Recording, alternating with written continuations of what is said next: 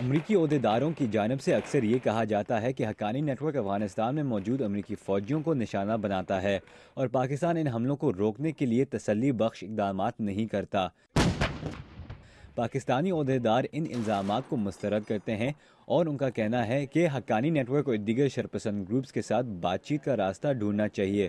اپنے حالیہ دورہ پاکستان میں امریکی وزیر خارجہ ہلری کلنٹن نے تسلیم کیا کہ بات چیت ایک مثبت حکمت عملی ہے، لیکن یہ بھی واضح کیا کہ امریکہ ساتھ ساتھ حقانی نیٹ ورک پر فوجی کارروائی کے ذریعے دباؤ برقرار رکھنا چاہتا ہے۔ افغان سائٹ سے ہم دہشت گردوں کو پاکستان پر حملہ کرنے سے روکنے کی کوشش کر رہے ہیں۔ اسی طرح ہم پاکستانی سائٹ پر مزید تعاون دیکھنا چاہتے ہیں تاکہ ہم انہیں دونوں طرف سے دبا سکیں۔ میڈیا کے نمائندوں سے بات کرتے ہوئے امریکی وزیر خارجہ نے کہا کہ اگرچہ امریکہ جنوبی وزیرستان میں مکمل فوجی کارروائی کا مطالبہ نہیں کر رہا، وہ پاکستان سے حقانی نیٹ ورک پر دباؤ ڈالنے کے لیے خفیہ معلومات اور کسی حد تک فوجی تعاون چاہتا ہے۔ یونائیٹڈ اسٹیٹس انسٹی ٹیوٹ آف پیس سے منسلک موید یوسف۔ اب کیونکہ یہ مشرق میں ایک فوکس آیا ہے افغانستان کے، تو اب بالکل یہ ایک وہ ہیمر اور اینول اپروچ جو ہے وہ ہونا ضروری ہے اگر حقانی نیٹ ورک کو سکویز کرنا ہے۔ امریکی وزیر خارجہ نے بھی یہ واضح کیا کہ افغانستان کے مشرقی علاقوں میں امریکی فوجی کارروائیوں کی شدت بڑھا دی جائے گی، جبکہ حال ہی میں امریکی سینٹ کے آرمڈ سروسز کمیٹی کے چیئرمین سینیٹر کارل لیون نے واشنگٹن میں یہ بھی اشارہ دیا کہ ڈرون حملے بھی بڑھا دیے جا سکتے ہیں۔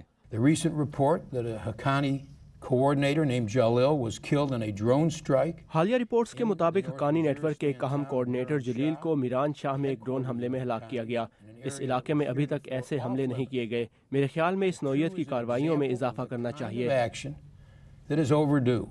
موید یوسف کا کہنا ہے کہ ڈرون حملوں کا شاید کوئی مختصر مدت کا فائدہ ہو سکتا ہے، لیکن ان کو ایک حل کی طرح نہیں دیکھا جا سکتا۔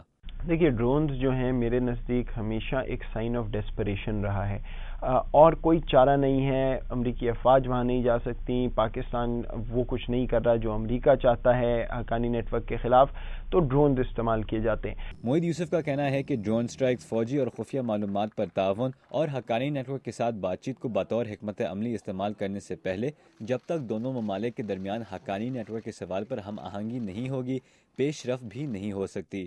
یہ تب تک میرے نزدیک مثبت نہیں ہوگا جب تک پاکستان اور امریکہ کا یہ فیصلہ نہیں ہوگا کہ حقانی نیٹ ورک کے ساتھ آخر میں کرنا کیا ہے۔ ان کو اندر لانا ہے، ان کو باہر رکھنا ہے، کس سے بات کرنی ہے، کس سے نہیں۔ لیکن واشنگٹن میں اکثر ماہرین کا کہنا ہے کہ ہلری کلنٹن کے دورے سے جو پاک امریکہ تعلقات کے ماحول میں بہتری دیکھنے میں آئی وہ بھی پیش رفت ہے۔ رمضان اقوی، اردو، VOA، واشنگٹن۔